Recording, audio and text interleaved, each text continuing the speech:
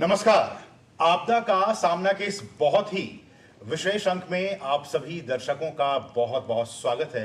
मैं हूं असीम मिश्रा और आज का यह अंक बहुत ही खास है और खास इसलिए क्योंकि एनडीएमए की स्थापना के 20 वर्ष आज पूरे हो रहे हैं और इन 20 वर्षों में एनडीएमए की यात्रा कैसी रही, किस तरह के उतार चढ़ाव एनडीएमए ने देखे। भारत में डिजास्टर के विविध रूप हम सभी देखते हैं, लेकिन इन 20 वर्षों में एनडीएमए ने इन तमाम डिजास्टर्स को किस तरह से टैकल किया, आगे क्या कुछ रणनीति है भविष्य में, इन तमाम विषयों पर आज हम बातचीत करेंगे। क्योंकि आज का दिन, ये जो एपिसोड है, बहुत ही विशेष, बहुत ही स्पेशल है और इस विशेष कार्यक्रम में हमारे साथ 3 स्पेशल गेस्ट, 3 बहुत ही खास मेहमान इस वक्त हमारे साथ स्टूडियो में मौजूद हैं। एक एक करके आपसे हम आपका परिचय करवा दें उनसे। हमारे साथ राजेंद्र सिंह जी हैं जो कि मेंबर हैं और एचओडी भी हैं एनडीएमए के। सर बहुत बहुत स्वागत आपका इस। बहुत धन्यवाद आपका। हमारे साथ दूसरे खास मेहमान लेफ्टिनेंट जनरल सैयद अता हसनैन जो कि मेंबर हैं और एनडीएमए से जुड़े हुए हैं। सर आपका भी बहुत बहुत स्वागत। और हमारे साथ तीसरे खास मेहमान डॉक्टर कृष्णा एस वत्स जी हैं जो कि सदस्य हैं एनडीएमए के। आप तीनों ही मेहमानों का बहुत बहुत स्वागत। शुरुआत राजेंद्र सर मैं आपसे करना चाहूँगा। जैसा कि हमने कहा कि 20 वर्ष कंप्लीट हो रहे हैं, पूरे हो रहे हैं और इन 20 वर्षों की यात्रा, हालांकि बहुत बड़ी और लंबी यात्रा नहीं है, लेकिन फिर भी इन 20 वर्षों में एनडीएमए के कामकाज को आप कैसे देखते हैं बतौर एचओडी और बतौर एक इससे जुड़े हुए आप कई वर्षों से रहे हैं, किस तरह की यात्रा रही है बीते 20 वर्षों में? देखिए, जब एनडीएमए का गठन हुआ 2005 में और जब डीएम एक्ट बना, क्योंकि भारत उससे पहले 3 मेजर जो है आपदाएं देख चुका था। 99 की उड़ीसा जो चक्रवात था, 2001 का भुज का अर्थक्वेक था और 2004 सुनामी था। इन 3 भीषण आपदाओं को देखते हुए जब 2005 में जब एनडीएमए का गठन हुआ और 2005 में ही जब डीएम एक्ट हमारे सामने आया, उसके बाद से अगर मैं पूरी यात्रा को देखता हूं तो मैं इसको 3 या 4 कालखंड में बांटना चाहूँगा। पहला है 2005 से 2010 तक का कालखंड। ये वो कालखंड था जिसमें हमने अपनी रूपरेखा रखी कि क्या रूपरेखा होगी, कैसे इसकी प्लानिंग होगी और क्या हमें चाहिए इसमें। और यही एक ऐसा टाइम था कि रूपरेखा के साथ साथ हमने अपनी नीति पे काम किया कि हमारी नीतियाँ क्या होंगी और नीति के साथ साथ हमने अपनी गाइडलाइन पे काम किया। क्योंकि जो तीनों आपदाएं हम देख चुके थे, इन तीनों इस कालखंड में अर्थक्वेक के ऊपर और साइक्लोन के ऊपर, लैंडस्लाइड के ऊपर, फ्लड के ऊपर जो भी मैक्सिमम गाइडलाइन थी वो इस कालखंड में आई है। तो ये रूपरेखा का हमारा एक टाइम था। जो 10 से और 15 का कालखंड था, जब हमारी रूपरेखा गाइडलाइन बन गई तो उनको जन जन तक कैसे पहुंचाएं, उसके लिए मैं इस कालखंड को देखता हूं। तो उसमें देखते हैं कि इसके ऊपर हमारा ट्रेनिंग के ऊपर सबसे ज़्यादा जोर था। ट्रेनिंग, मॉक एक्सरसाइज, जो मॉक ड्रिल हम लोग करते हैं, जिसके ऊपर अभी अन्य मेंबर भी बातें अपने विचार रखेंगे, तो मॉक ड्रिल पे हमारी बहुत ज़्यादा इसके ऊपर फोकस था। और मॉक ड्रिल में जो कमियां हमने पाई उसको कैसे दुरुस्त किया जाए उसके ऊपर हमने ध्यान दिया। और साथ ही साथ इसमें अर्ली वार्निंग सिस्टम को कैसे, अर्ली वार्निंग सिस्टम जो है हमारा सुचारू ढंग से काम करे और जन जन तक कैसे इसको पहुंचाया जाए, उसके ऊपर इस कालखंड में बात हुई है। 15 से 20 का जो कालखंड है ये बहुत महत्वपूर्ण कालखंड था, क्योंकि इसमें 2016 में माननीय प्रधानमंत्री जी ने जो हमने जो है उनकी अध्यक्षता में एक एशियन मिनिस्ट्रियल जो कॉन्फ्रेंस हुई थी उसमें उन्होंने भाग लिया। उसके साथ साथ हमने जो है सारे उस कालखंड में देखते हैं तो एशियन मिनिस्ट्रियल टॉक के बाद जो भारत ने पूरे विश्व के साथ मिल करके 3 समझौतों के ऊपर वो जो है उसका भागीदार बना और उसमें अपनी प्रतिबद्धता दिखाई। उसमें मेन था Sendai framework, sustainable development goals और COP21 जो जलवायु से जो है उससे समझौता है। इन तीन के बाद 2016 में ही जो है माननीय प्रधानमंत्री जी ने 10 पॉइंट एजेंडा जो है हमारे सामने देश के सामने दिया, जो कि आज की डेट में एक गाइडिंग फैक्टर हम सब लोगों के लिए बन चुका है कि हमने कैसे इस पे काम करना है। उसमें महिला भागीदारी से लेकर के यूनिवर्सिटीज़ को कैसे जोड़ा जाए, कैपेसिटी कैसे बढ़ाई जाए, लीडरशिप को कैसे आगे आने दिया जाए, इन सब के टेक्नोलॉजी के ऊपर भी इसमें बात हुई है। और इसी कालखंड में हमने जो है अपने साथ साथ हमने जो है डिजास्टर मैनेजमेंट जो प्लान है हमारा जो 16 में आया था, उसको 2019 में हमने संशोधित रूप जो है सबके सामने, पूरे भारत के सामने, पूरे विश्व के पटल के सामने, हम एक ऐसे देश थे जिन्होंने अपना जो है योजना प्लान जो है अपना योजना जो है पूरे विश्व के सामने रखी है। और जो 20 से 25 तक का जो कालखंड है, इसमें हमने जो है जहां एक राज्यों के साथ, डिस्ट्रिक्ट के साथ अपने समन्वय को बढ़ाया है, उनके कैपेसिटी पे जोर दिया है, तथा साथ ही साथ मिटिगेशन के कई प्रोजेक्ट हमने जो है इसमें पारित किए हैं, तथा NCRMP जो स्कीम है जो साइक्लोन के ऊपर थी, उसमें इसमें जो ली गई है उसमें पूरी हुई है। मतलब ऐसे कई हमने जो है काम किए हैं जिसमें कि कैपेसिटी के साथ साथ स्टेट को साथ लेने के साथ साथ स्टेक होल्डर हितधारकों को साथ ले करके ट्रेनिंग के साथ हमने बहुत कुछ इसमें, तो पूरे 20 साल की यात्रा जो है हम देखते हैं। लेकिन अता हसनैन सर, ये डिटेल में हमने समझा कि किस तरह की 20 वर्षों की यात्रा रही, लेकिन सबसे महत्वपूर्ण बिंदु पीएम जो अब समझिए सबने दुनिया भर में इसकी एक पहचान की कि ये एक बहुत लायक कोड है जिसकी मदद से याद दिलाओ के तौर पे डिजास्टर मैनेजमेंट कम्युनिटी जो है उसको एक याद दिलाओ हर वक्त कायम रहता है उसके सामने। अब आप समझिए जिस तरह के पॉइंट है, जैसे इंफ्रास्ट्रक्चर है, अगर आप इंफ्रास्ट्रक्चर बना रहे हैं तो उसके अंदर आपदा प्रबंधन का भी वो रखिए। अगर जेंडर सेंसिटिविटी के ऊपर महिलाओं का कितना इसके अंदर बड़ा रोल होता है, अभी हाल ही में आप देखिए वायनाड में किस तरीके से और वहां पर लीडरशिप जो है, महिलाओं की लीडरशिप आपने देखा, जो वो ब्रिज बनाया उसमें एक महिला ही आगे थी जो सबसे पहले उस ब्रिज को के ऊपर खड़ी होकर और सबको वहां से डायरेक्शन दे रही थी। तो इस 10 पॉइंट एजेंडा ने इस तरह से बहुत गाइडेंस हमको दी है। अब हम पर रहता है, हम पर निर्भर होता है कि किस तरह से हम इसको फैलाएं। अब इसके अंदर एक नुक्ता है कि यूनिवर्सिटीज के साथ नेटवर्क करना, सोशल मीडिया का इस्तेमाल करना, टेक्नोलॉजीज का इस्तेमाल करना, ये सब चीजें हम पूरे भारत में इसको फैलाने की कोशिश कर रहे हैं। मगर हम देख रहे हैं कि क्योंकि इतना कॉम्प्लेक्स सब्जेक्ट है, इतना आसान नहीं होता है इसको करना।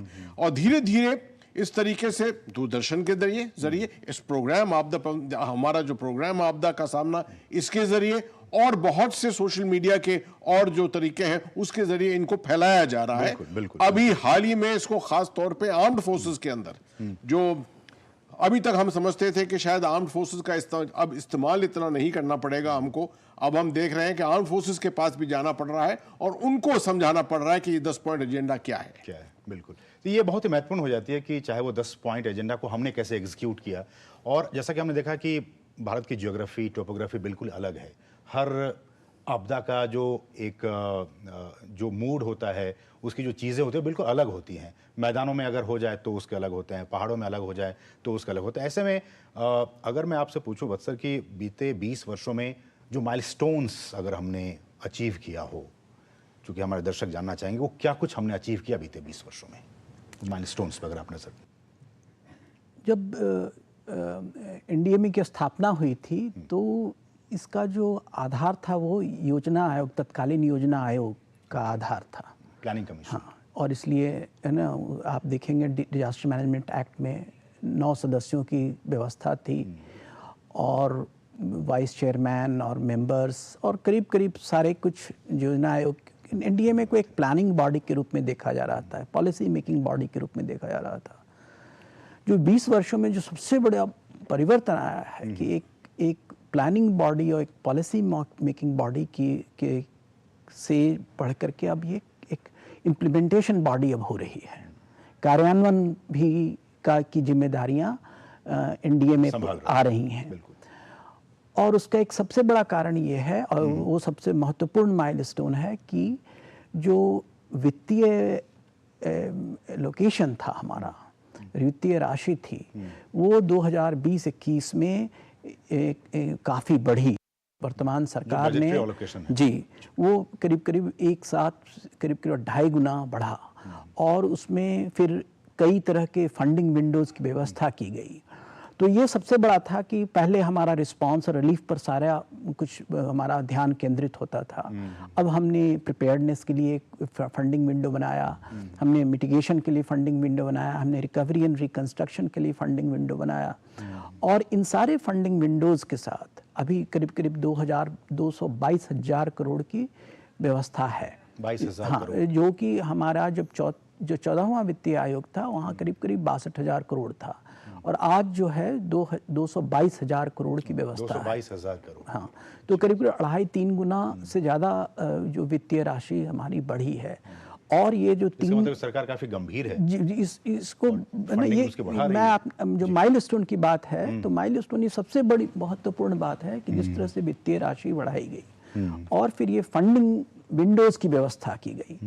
और तीसरा जो है कि जो डिजास्टर मैनेजमेंट में जो पहले सिर्फ रिलीफ और रिस्पांस पर सारी बातें केंद्रित हुआ करती थी, वो अब recovery and reconstruction, mitigation, preparedness, तो इसका जो स्वरूप है उसमें काफ़ी विस्तार हुआ।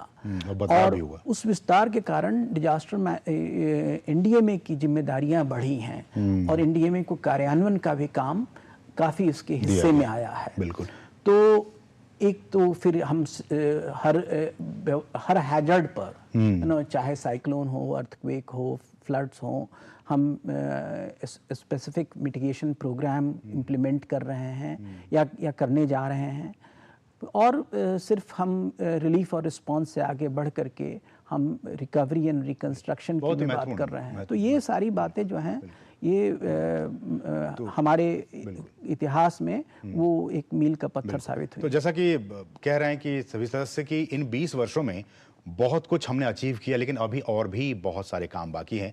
और जैसा कि आपने अभी बीते दिनों प्रधानमंत्री को सुना कि चाहे विश्व में कहीं भी इस तरह की कोई घटना होती है तो फर्स्ट रिस्पॉन्डर के तौर पर भारत सबसे पहले आगे बढ़कर आता है और उसमें मदद का हाथ बढ़ाता है। अगर मैं भारत की बात करूं तो भारत में भी अगर इस तरह कोई आपदा आ जाती है तो फर्स्ट रिस्पॉन्डर के तौर पर अगर कोई सामने आता है और आपके जहन में अगर आप आंख बंद करके भी देखें तो सबसे पहले एनडीएमए के लोग जो हैं, जो एनडीआरएफ के लोग हैं, वो आपको दिखेंगे। तो ये एक बहुत ही महत्वपूर्ण, एक भरोसे की बात है कि अगर आपको लगता है कि अगर कहीं भी भारत में अगर इस तरह कोई घटनाएं हो जाती हैं तो एनडीआरएफ के लोग हैं और आप सुकून से उस डिजास्टर से निकलने के बारे में सोच सकते हैं। तो ये एक भरोसा कहीं ना कहीं 20 वर्षों में कायम करने की बात की गई है।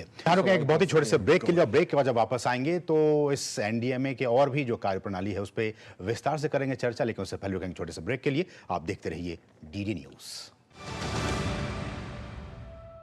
Subhash Chandra Bose Aapda Prabandhan Puraskar, instituted by Government of India to honor selfless service in disaster management. There will be up to 3 awards. If the award winner is an institution, it shall receive a certificate and a cash prize of rupees 51 lakhs. If the award winner is an individual, the winner shall receive a certificate and a cash prize of rupees 5 lakhs. To apply, visit awards.gov.in or ndma.gov.in today. The last day of filing an application is 30th September 2024. Subhash Chandra Bose आपदा प्रबंधन पुरस्कार।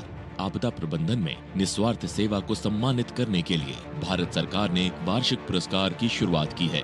इसके अंतर्गत 3 पुरस्कार होंगे। यदि पुरस्कार विजेता एक संस्थान है तो उसे प्रमाण पत्र और 51 लाख रुपए का नगद पुरस्कार मिलेगा। यदि पुरस्कार विजेता व्यक्ति है तो विजेता को प्रमाण पत्र और 5 लाख रुपए का नगद पुरस्कार दिया जाएगा। अधिक जानकारी और आवेदन के लिए अभी विजिट करें awards.gov.in और ndma.gov.in। आवेदन भरने की अंतिम तिथि 30 सितंबर 2024 है।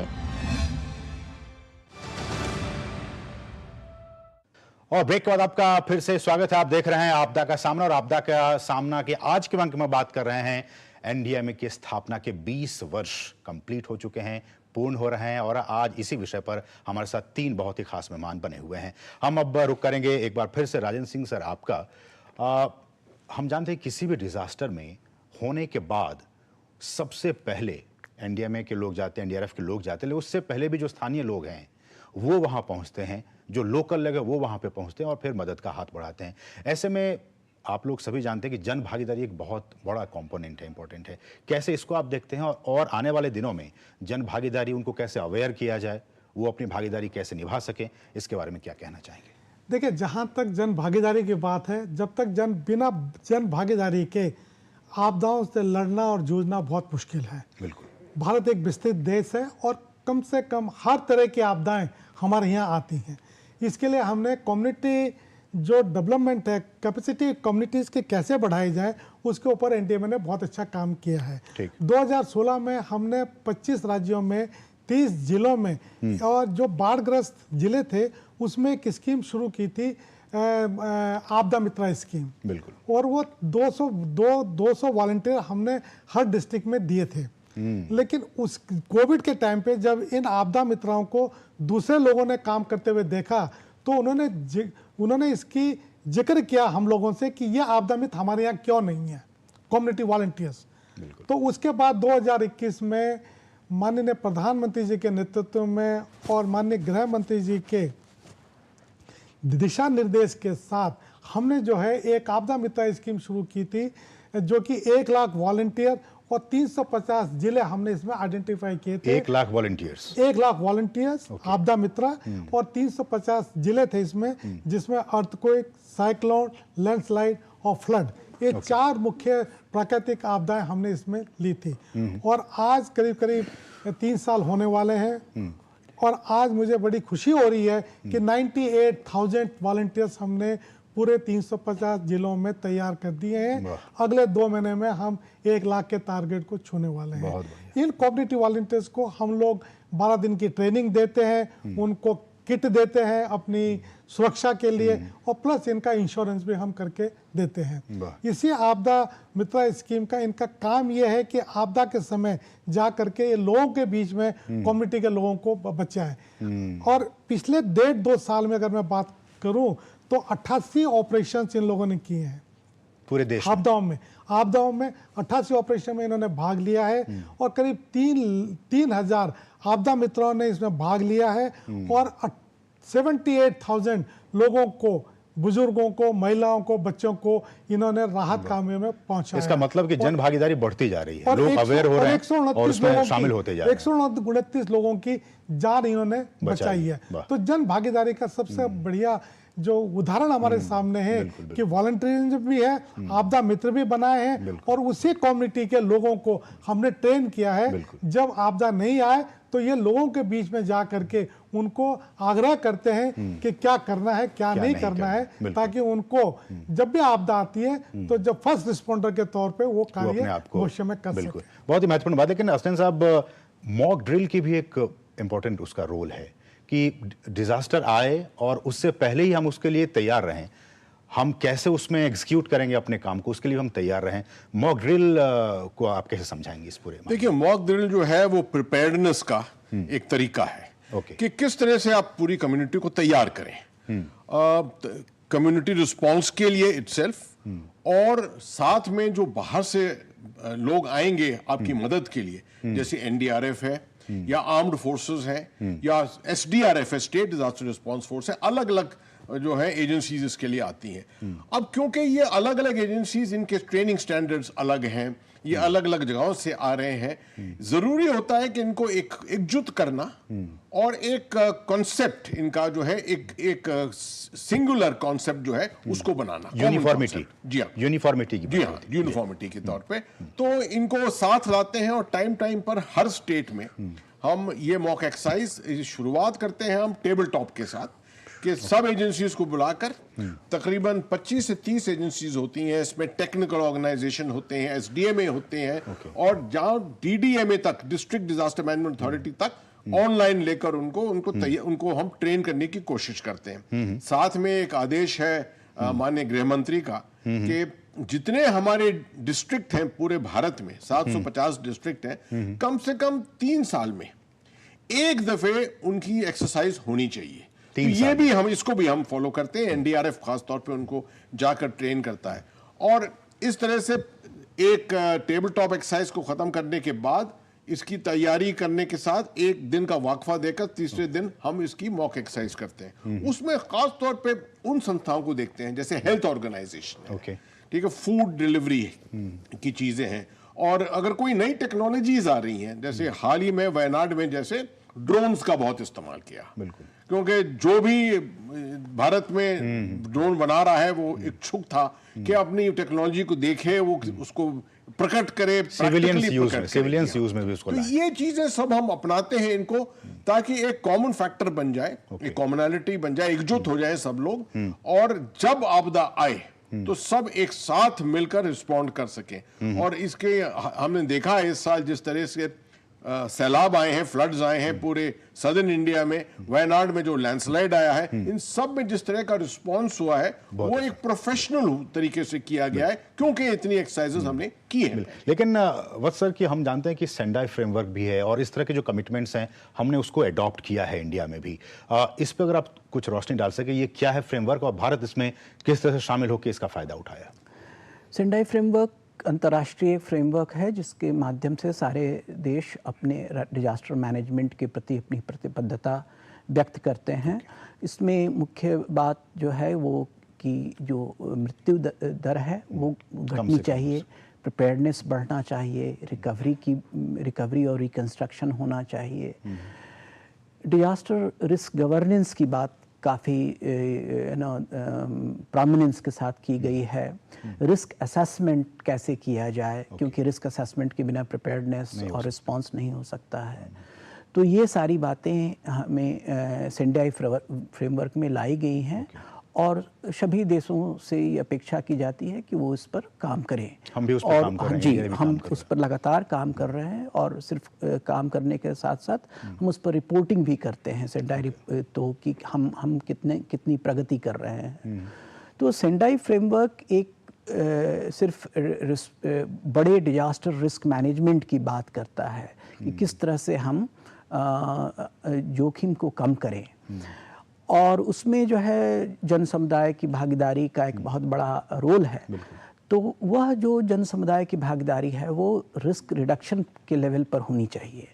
जैसे कि अगर लैंडस्लाइड को अगर हमें कम करना है तो स्लोप को हम किस तरह से मैनेज करें, जैसे लोग वहाँ बसते हैं तो किस तरह से वहाँ उनका बसाव होना चाहिए, या फ्लड प्लेन में लोगों का नदी के किनारे जो लोग बसते हैं तो वो पहले से उनको बताना हाँ, पड़ेगा। तो उनको बताना और उनको वहाँ से किस तरह से वो रहें जिसके कारण वो निरापद रहें, सुरक्षित रहें। तो इसके लिए जो मिटिगेशन फंड है वो मिटिगेशन फंड बहुत ही आवश्यक है। उसके माध्यम से हम जन समुदाय के स्तर पर रिस्क रिडक्शन का एक बहुत बड़ा कार्यक्रम हम पूरे देश में चला सकते हैं। और इसके लिए जो मिटिगेशन फंड की व्यवस्था की गई है राष्ट्रीय स्तर पर और राज्य स्तर पर, ये एक बहुत बड़ा कदम है। तो आपने समझा और जाना कि बीते 20 वर्षों में क्या कुछ इसकी जर्नी रही, क्या कुछ माइलस्टोन्स रहे, और इसमें किस तरह का सहयोग जो है वो तमाम एजेंसियों की तरफ से रहा, कम्युनिटी का इसमें क्या कुछ रोल रहा। लेकिन इस कार्यक्रम के आखिर में एक सवाल और मैं सबसे जानना चाहूँगा कि शुरुआत सर आप ही से मैं करना चाहूँगा कि क्या कुछ मैसेज देना चाहेंगे, क्योंकि आज स्थापना दिवस हम मना रहे हैं एनडीएमए का। आने वाले वर्षों में, भविष्य में क्या कुछ हम देखते हैं एनडीएमए के और क्या कुछ इसकी जर्नी रहेगी, क्या मैसेज, क्या संदेश होगा आपका? देखिए, जहाँ तक मैसेज की बात है, हर आदमी को अपनी सुरक्षा का ध्यान रखना है। सजे अपनी सुरक्षा उसके खुद अपने हाथ में है। अपने आसपास के एरिया में जब भी इस तरह की कोई घटनाएं घटती हैं तो सबसे पहले उन सूचनाओं पे जल्दी से जल्दी ध्यान दें। जैसे आपने साइक्लोन में भी देखा है कि अर्ली वार्निंग सिस्टम का कितना फ़ायदा होता है। तो इन अर्ली वार्निंग सिस्टम्स पे, इस पे बहुत ध्यान देने की आवश्यकता है और अपनी सुरक्षा का जिम्मेवारी वो खुद अपने आप ले। और साथ ही साथ इसके साथ एक जो मेन है कि अपनी क्षमताओं का वर्धन जो है जितना कर सकें अपने आसपास, अपने गांव में, अपने शहर में, जिले में, अपने कैपेसिटी को जितना आगे बढ़ा सकते हैं उतना जल्दी से जल्दी उनको काम करना चाहिए, क्योंकि तभी उसमें उनकी सुरक्षा। आप मेरे तरफ से तो ये संदेश होगा कि देखिए, क्लाइमेट चेंज जो है वो आई गई है, पूरी दुनिया इसके चपेट में है। अभी भारत के अंदर भी यही है और हम देख रहे हैं इस साल। और क्लाइमेट चेंज की वजह से एक्सट्रीम वेदर इवेंट जो हैं वो चलते रहेंगे, आएंगे। इसलिए इस सब्जेक्ट को, इस शीर्षक को हमें डिजास्टर मैनेजमेंट, आपदा प्रबंधन को समझना चाहिए और गहराई के साथ स्कूलों, कॉलेजों, यूनिवर्सिटीज के अंदर, एजुकेशन सिस्टम के अंदर लोगों को इसके बारे में बहुत ज्यादा समझना चाहिए। दूसरी बात यह कि हर इंसान ये सोचे कि आपदा जो है उसको भी असर कर सकती है। आमतौर पे दुनिया में लोग समझते हैं कि आपदा जो है वो किसी और के इंसान को उन्हीं पर असर करेगी, हम जो है इससे अलग रहेंगे, मगर आपदा किसी के ऊपर भी असर कर सकती है और इसलिए आपको हर समय इसके लिए तैयार रहना चाहिए। ठीक है वत्सर। सबसे बड़ा जो मैसेज रहेगा वो विकेंद्रीकरण, डिसेंट्रलाइजेशन। डिजास्टर मैनेजमेंट का प्रभाव स्थानीय स्तर पर होता है और डिजास्टर मैनेजमेंट तभी सक्षम होगा जबकि स्थानीय इकाई, पंचायती राज, उनको सशक्त बनाया जाए, जो म्यूनिसिपल गवर्नमेंट्स हैं, डिस्ट्रिक्ट एडमिनिस्ट्रेशन है, उनको सशक्त बनाया जाए। और वो जो डिजास्टर मैनेजमेंट करते हैं उसमें लोगों का ज़्यादा से ज़्यादा सहभाग हो, volunteers, fire services, search and rescue teams, इन सबों का ज़्यादा से ज़्यादा सहभाग होना वह डिजास्टर मैनेजमेंट को सक्षम करेगा। तो इस डिजास्टर मैनेजमेंट को ऑपरेशनल स्तर पर, वित्तीय स्तर पर कैसे हम और टेक्निकल स्तर पर कैसे हम ज़्यादा से ज़्यादा विकेंद्रित कर सकते हैं, लोगों को ज़्यादा अधिकार दे सकते हैं, वह सबसे महत्वपूर्ण बात होगी। बिल्कुल। तो बहुत ही महत्वपूर्ण बातें निकल कर सामने आई कि चाहे वो जन भागीदारी की बात हो या फिर बच्चों को समझाने की, बुझाने की, स्कूल में, कॉलेज में से इसके बारे में बताने की, या फिर पंचायती स्तर पर इसको कैसे और भी मजबूत किया जाए और इसके बारे में एक जागरूकता फैलाई जाए। तो ये सारी बातें अगर हम करते हैं और आप ये ना समझें कि आप इससे प्रभावित ना होंगे, हम सभी, ये एक रियलिटी है, ये एक सच्चाई है कि हम सभी उस डिजास्टर से, चाहे वो किसी भी फॉर्म में है, हम उससे प्रभावित हो रहे हैं। लेकिन जरूरी इस बात को लेकर, जरूरत इस बात को लेकर है कि हम सजग रहें, हम जागरूक बने और अपने अपने लेवल पर इसमें हम क्या कुछ अपनी भागीदारी निभा सकते हैं उसको लेकर भी आप हमेशा जागरूक रहें। तो इस कार्यक्रम में बस इतना ही, और एक बार फिर से आप तीनों मेहमानों को बहुत बहुत शुभकामनाएं इस स्थापना दिवस की। हमारे साथ जुड़े राजन सर आपका बहुत बहुत शुक्रिया, हसनैन सर आपका बहुत बहुत शुक्रिया और कृष्णा वत्स सर आपका बहुत बहुत शुक्रिया। तो आप तीनों मेहमानों का इस कार्यक्रम में जुड़ने के लिए बहुत बहुत शुक्रिया। तो आज के आपदा का सामना के इस अंक में बस इतना ही। मुझे और हमारी पूरी टीम को दीजिए अनुमति। नमस्कार।